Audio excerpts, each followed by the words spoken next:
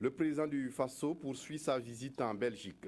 Blaise Compaoré était à l'écoute de la diaspora burkinabé, de leurs préoccupations, de leurs suggestions et de leurs attentes pour une plus grande implication dans la construction du Les ressortissants burkinabés manifestaient une certaine soif des nouvelles du pays, notamment sur les grandes questions qui passionnent l'opinion.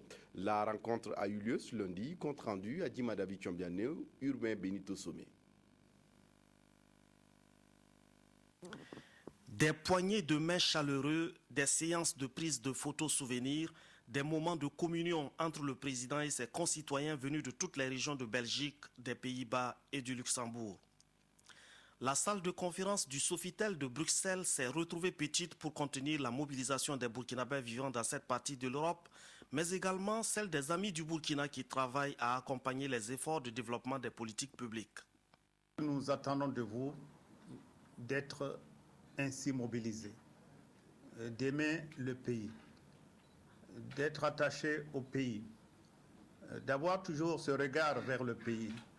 C'était l'occasion pour les uns et les autres de prendre des nouvelles du pays, de mieux comprendre la vision et les politiques de développement mises en œuvre, les progrès réalisés au Faso et les grandes questions qui se posent aujourd'hui. Le président du Faso a fait à ses compatriotes la photographie actuelle du pays qui est très différente des schémas d'hier et qui nécessite dans sa gouvernance la mise en œuvre de nouveaux mécanismes de représentation. Là, quand vous êtes à 5, 6%, 10% de scolarisation, c'est différent lorsque le peuple est à 80%, bientôt 100%. Vous voyez, il y a 20, 30 ans, quand on adoptait une loi, il y a très peu de Burkinabés qui, enfin, je veux dire, il n'y avait même pas de radio, télé, voilà, vous n'êtes même pas au courant qu'on a adopté une loi. Aujourd'hui, une loi, vous voyez, les gens écoutent tous, et ils peuvent descendre dans la rue, faire marcher contre la loi, c'est ça.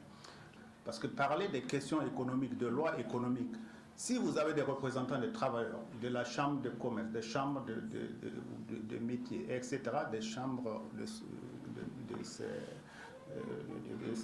monde du travail, ça ne peut qu'améliorer. De toute façon, il est certain que l'avenir dépendra des sociétés démocratiques, de la qualité de la représentation.